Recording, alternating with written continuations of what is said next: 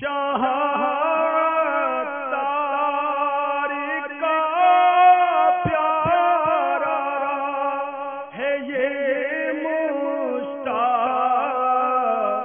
عطاری۔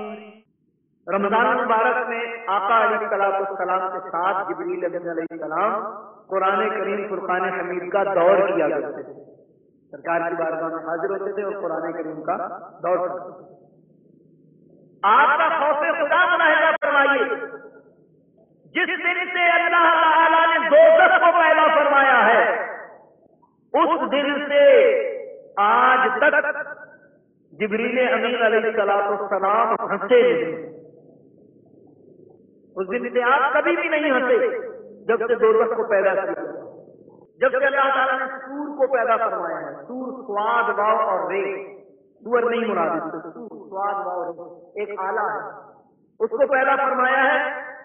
آپ کو ارشاد فرمایا اے اسرافیل تمہیں سور کو پھونکنا ہے، اس دن سے آپ نے سور کو اپنے ہاتھ میں لیا ہوا ہے، ایک گھٹنے کو ٹیکا ہوا ہے اور اس انتظار میں ہے کہ کب اللہ کا حکم آئے اور میں سور پھونکوں۔ حضرت سلیمان علیہ السلام کی بارگاہ میں اسرائیل علیہ السلام حاضری دیا کرتے ہیں۔ ایک مرتبہ آپ تشریف لائے اور جب گئے تو آپ کا ایک امتی آپ کی بارگاہ میں آیا، کہا یا نبی اللہ اس شخص سے مجھے بڑا ڈر لگتا ہے، یہ مجھے گھور کے دے دے۔ تو آپ نے ارشاد فرمایا کہ پھر کہا مجھے ان سے بڑا ڈر لگ رہا ہے۔ پوچھا معلوم ہے وہ کون سے؟ یا نبی اللہ مجھے تو نہیں معلوم۔ ارشاد فرمایا وہ اسرائیل ہے۔ یا نبی اللہ مجھے بڑا ڈر لگ رہا ہے، مجھے بہت غور سے بہت گھور کے دیکھا ہے، آپ کے تابع ہوا بھی ہیں، آپ ہوا کو حکم دیجیے کہ وہ مجھے یہاں سے اٹھائے اور ہندوستان کی سرزمین پر لے جا کر چھوڑ دیں۔ اللہ کے نبی نے ہوا کو حکم دیا، ہوا نے اٹھایا اور اس شخص کو ہندوستان میں جا کر ڈال دیا۔ دوسری مرتبہ جب اسرائیل علیہ السلام آپ کی بارگاہ میں حاضر ہوئے تو آپ نے ارشاد فرمایا بھائی اس دن آپ ہمارے امتی کو بڑے گھور کے دیکھ رہے تھے، کیا بات تھی؟ تو انہوں نے عرض کی یا نبی اللہ بات دراصل یہ تھی کہ میرے علم کے مطابق اس شخص کو ہندوستان میں ہونا چاہیے تھا کیونکہ اس کا وقت قریب تھا، اور میرے علم کے مطابق اس کی روح ہندوستان میں قبض ہونا لکھی تھی، تو میں نے اس کو آپ کی بارگاہ میں جب دیکھا تو اس کو غور سے دیکھا۔ تو آپ نے فرمایا تم نے سچ کہا، وہ ڈر گیا تھا اور اس نے کہا مجھے ڈر لگ رہا ہے، ہوا کو حکم دیجیے وہ ہندوستان میں ڈال دے۔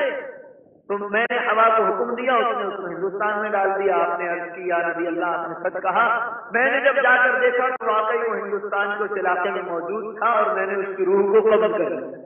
جب کسی کا انتقال ہوتا ہے لوگ اس کو لے کر جا رہے ہوتے ہیں، لوگ بارہ مچا رہے ہوتے ہیں، رو رہے ہوتے ہیں۔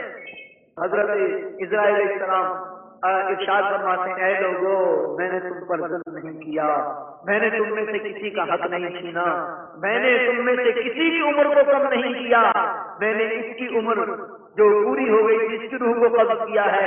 یاد رکھو میں نے تم پر ظلم نہیں کیا، یاد رکھو میں آؤں گا، پھر آؤں گا، پھر آؤں گا، پھر آؤں گا، یہاں تک کہ تم میں سے ایک کو بھی زندہ نہیں چھوڑوں گا، سب کی روح کو قبض کروں گا۔ پیارے کتنی عبرت اس میں ہماری کہ واقعی جبریل حضرت اسرائیل علیہ السلام سب کی ارواح کو قبض کریں۔ اللہ تعالیٰ کے بعد رشتے ایسے ہیں کہ جس دن سے اللہ تعالیٰ نے ان کو پیدا کیا ہے ان میں سے کچھ قیام میں ہیں، کچھ رکوع میں ہیں، کچھ اتحیات پہ بیٹھے ہوئے ہیں، کچھ سجدے میں ہیں، کچھ تسبیح و تحلیل بیان کر رہے ہیں۔ لیکن جب قیامت قائم ہوگی تو یہ تمام کے تمام فرشتے اللہ تعالیٰ کی بارگاہ میں حاضری دیں گے اور کانپتے ہوئے عرض کریں گے اے الہ العالمین جس طرح تیری عبادت کرنے کا حق تھا ہم تیری عبادت نہیں کر سکے۔ شاہ